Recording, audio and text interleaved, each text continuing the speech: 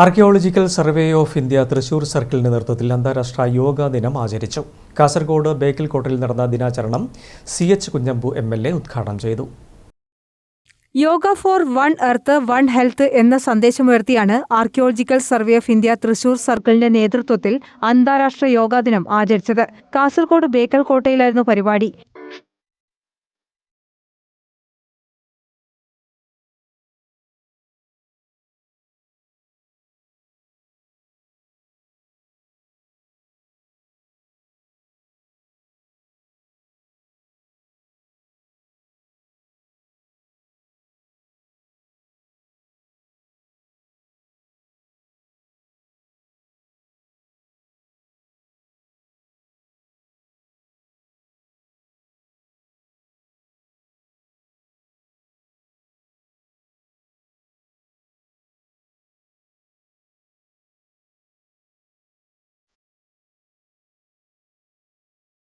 CH Kunhambu MLA ഉദ്ഘാടനം ചെയ്തു.